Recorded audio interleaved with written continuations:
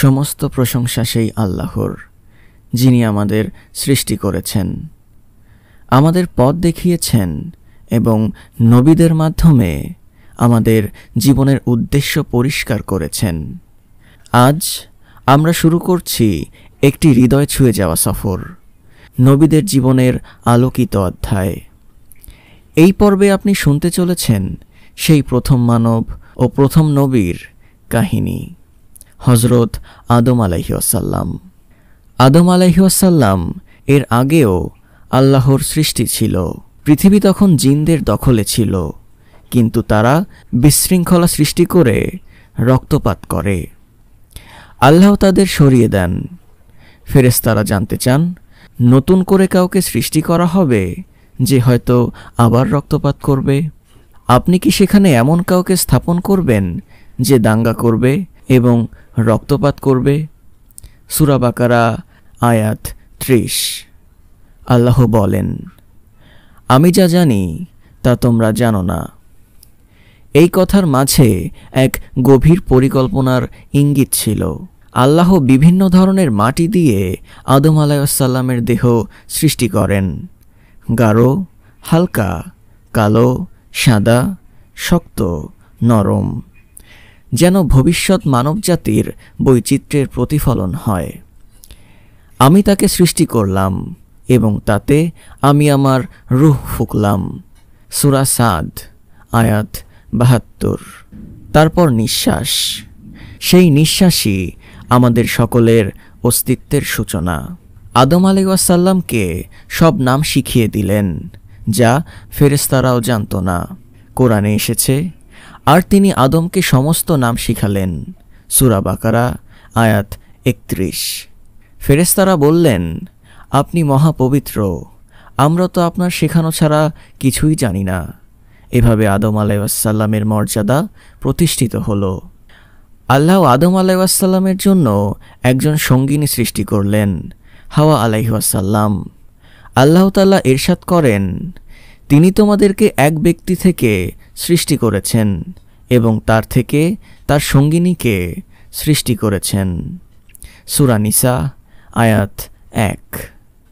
তারা জান্নাতে ছিলেন, সুখে শান্তিতে, কিন্তু শয়তানের ষড়যন্ত্র তখনও শেষ হয়নি। আল্লাহ আদেশ দিলেন, সবাই আদমকে সিজদা করো। ফেরেশতারা করলেন, কিন্তু ইবলিস তখন বলল, আমি আগুন থেকে আর সে মাটি থেকে, আমি শ্রেষ্ঠ। সূরা আরাফ আয়াত 12। এই অহংকারের ফল কি হয়েছিল জানেন? ইবলিস চিরতরে অভিশপ্ত হল। ইবলিস আরও বলে, আমি তাদের সামনে পেছনে ডানে বামে থেকে তাদেরকে প্রচারিত করব।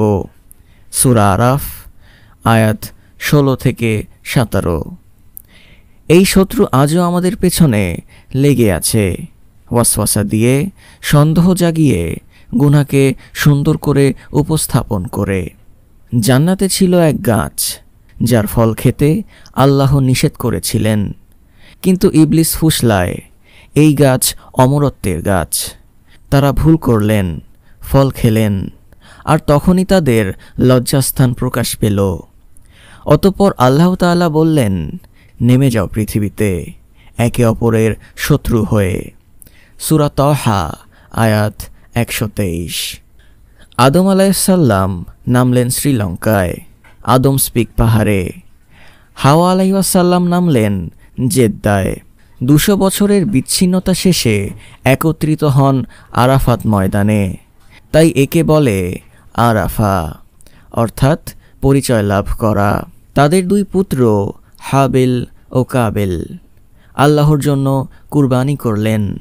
হাবিলেরটি কবুল হলো, কাবিলেরটি হলো না। হিংসায় কাবিল খুন করল হাবিলকে। তখন আল্লাহ কাক পাঠালেন কিভাবে দাফন করতে হয় তা শেখাতে। সূরা মাইদা আয়াত 27-31। এটিই ছিল পৃথিবীর প্রথম হত্যাকাণ্ড। হজরত আদম আলাইহিসসালাম শুধু প্রথম মানুষ নন, তিনি প্রথম নবী। আল্লাহ তার উপর 10টি সহিফা নাজিল করেন, সন্তানদের শিখান তাওহীদ, আদব, হালাল হারাম। আদম আলাইহিসসালাম জীবিত ছিলেন প্রায় 1000 বছর। মৃত্যুর সময় ফেরেশতারা এসে জানিয়ে দেন সময় শেষ। তাকে দাফন করা হয় আবু কুবাইস পাহাড় বা বাইতুল মুকাদ্দাস অঞ্চলে। আদম আলাইহিসসালাম ওনার জীবনী থেকে আমাদের জন্য শিক্ষা রয়েছে যে অহংকার নয়, বিনয়ই মুক্তির পথ। গুনাহ হতেই পারে, তওবায় রয়েছে মুক্তি। সন্তানদের মধ্যে সুবিচার জরুরি। শয়তান আজও সক্রিয়, সতর্ক থেকো। জ্ঞানার্জন ও আল্লাহর আদেশ মানা সর্বোচ্চ দায়িত্ব। আদম আলাইহিসসালামের জীবন আমাদের শেখায়, মানুষ হিসেবে আমরা ভুল করব, কিন্তু ফিরে আসতে হবে, শিক্ষা নিতে হবে, আর কখনোই ইবলিসের পথে পা বাড়ানো যাবে না। হে আল্লাহ, আমাদের তুমি তওবাকারীদের অন্তর্ভুক্ত করো। আমাদের অন্তর যেন আদম আলাইহিসসালামের মতো সরল, অনুতপ্ত এবং আল্লাহর পথে নিবেদিত। আমিন।